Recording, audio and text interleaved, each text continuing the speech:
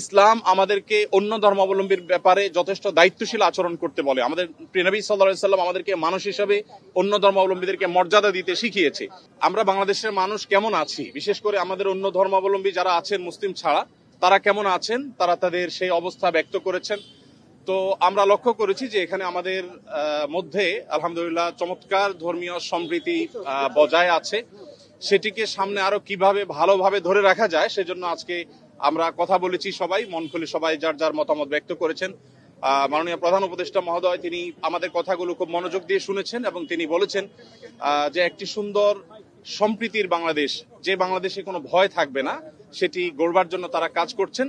এবং আমরা আমাদের জায়গা থেকে বলেছি যে এদেশের ওলামা একরাম, এদেশের ধর্মীয় নেতৃত্ব, তারা তাদের জায়গা থেকে অত্যন্ত দায়িত্বশীল এবং দায়িত্বশীলতার কারণে কিন্তু আপনারা দেখেছেন যে আইনজীবী আলিফ হত্যাকাণ্ডের পরে সারা বাংলাদেশে মুসলমানরা অত্যন্ত ধৈর্য এবং সংযমের পরিচয় দিয়েছেন।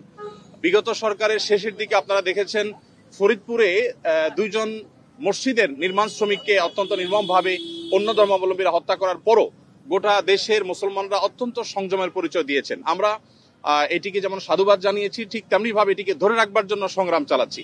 এখানে সিনিয়র বিভিন্ন ব্যক্তিবর্গ ছিলেন, জাতীয় মসজিদ বায়তুল মুকাররমের সম্মানিত খতিব ছিলেন, আন্দরকিল্লা শাহী মসজিদের খতিব সহ অন্যান্য ব্যক্তিবর্গ ছিলেন। প্রত্যেকেই একই সুরে কথা বলেছেন যে আমরা সম্প্রীতির বাংলাদেশ গড়ে তুলতে চাই। বাংলাদেশের মানুষ যেভাবে ধর্মীয় সম্প্রীতির উজ্জ্বল উদাহরণ তৈরি করেছে, এটা পৃথিবীতে আসলেই বিরল।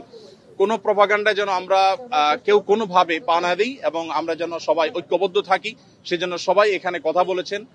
মুসলিমরা ছাড়াও অন্য ধর্মাবলম্বী যে সমস্ত নেতৃবর্গ ছিলেন তারাও কথা বলেছেন।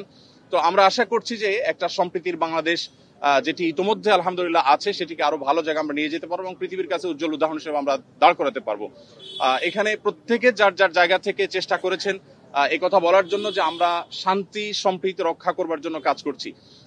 আমরা 5 আগস্টে লাইভে এসে প্রত্যেকে যার যার জায়গা থেকে আমরা সবাই কিন্তু মানুষকে সজাগ থাকার, সতর্ক থাকার এবং সংযমী থাকার, ধৈর্যশীল থাকার জন্য আমরা আহ্বান করেছি। এবং আলিফ হত্যাকাণ্ডের পরও আমরা প্রত্যেকে যার যার জায়গা থেকে মানুষকে সংযমী থাকার আহ্বান করেছি। ইসলাম আমাদেরকে অন্য ধর্মাবলম্বীর ব্যাপারে যথেষ্ট দায়িত্বশীল আচরণ করতে বলে। আমাদের প্রিয় নবী সাল্লাল্লাহু আলাইহি সাল্লাম আমাদেরকে মানুষ হিসেবে অন্য ধর্মাবলম্বীদেরকে মর্যাদা দিতে শিখিয়েছে এবং সেই শিক্ষা ধারণ করবার কারণে বাংলাদেশের মানুষের মধ্যে সাম্প্রদায়িক সম্প্রীতি তৈরি হয়েছে। আমরা আমাদের আশেপাশের বিভিন্ন জায়গা থেকে সাম্প্রদায়িক সম্প্রীতির যে নাসিহা শুনে থাকি, উপদেশ শুনে থাকি, সেই সমস্ত জায়গায় যখন দেখি যে সংখ্যালঘুরা নির্যাতিত হচ্ছে, আঘাতপ্রাপ্ত হচ্ছে এবং দলে দলে তাদের উপাসনাগুলো ভাঙা হচ্ছে, আমার মনে হয় সেই জায়গাটাতে আমাদের মনোযোগ দেওয়া দরকার। আমাদের দেশে সংখ্যালঘু ভাইরা তারা নিরাপদ আছেন, আজ নিরাপদ থাকবেন, তাদেরকে নিরাপদ রাখবার জন্য আমাদের সরকার যেমন কাজ করছে, ধর্মীয় নেতৃত্ব তারা তাদের জায়গা থেকে কাজ করছেন।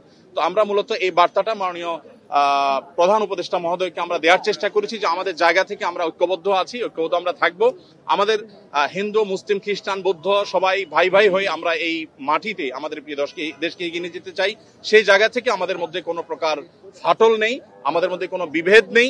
বিভেদ এবং ফাটল যারা দেখাবার চেষ্টা করছে তাদের সে মিথ্যা প্রপাগান্ডা যেন বিশ্ববাসী বিভ্রান্ত না হয়, আমাদের দেশে মানুষ যেন বিভ্রান্ত না হয়, আমরা সে বার্তাটি মূলত আজকে দেওয়ার চেষ্টা করছি। ভারতে বিশেষ করে আমাদের সেখানে যে সমস্ত সংখ্যালঘু নির্যাতন হচ্ছে আর সেখানে যে সমস্ত সহিংস ঘটনা ঘটছে, যেমন এই যে উপ হাই কমিশনারের হামলার কথা আপনি বলেছেন, এগুলোর কারণে আসলে আমাদের কথা বলা দরকার। আমাদের রাষ্ট্রীয়ভাবে মাননীয় প্রধান উপদেষ্টা মহোদয়কে বলা হয়েছে যে তিনি যেন তার জায়গা থেকে, সরকার জায়গা থেকে কথাগুলো বলেন। আমরা যখন আমাদের কথাগুলো বলবো না তখন আমাদের উপর আরো চেপে আসা হবে। এই কালচার থেকে বেরিয়ে আসার জন্য আমাদেরকে আমাদের অধিকারের কথা বলতে হবে। আমরা আজকে সেখানে যে আক্রান্ত হয়েছি কলকাতাতে, তার বাইরে যে মুসলমানরা আক্রান্ত হচ্ছেন সেখানে, সেগুলো নিয়ে আমাদের কথা বলতে হবে। তাহলে সেক্ষেত্রে হয়তোবা এই যে আজকে যে পরিস্থিতি আমরা মুখোমুখি হচ্ছি, যে আজকে আমাদের উপরে চাপিয়ে দেওয়া হচ্ছে মিথ্যা প্রপাগান্ডা, সেটা থেকে আমরা উত্তরণের পথ হয়তো খুঁজে পাবো।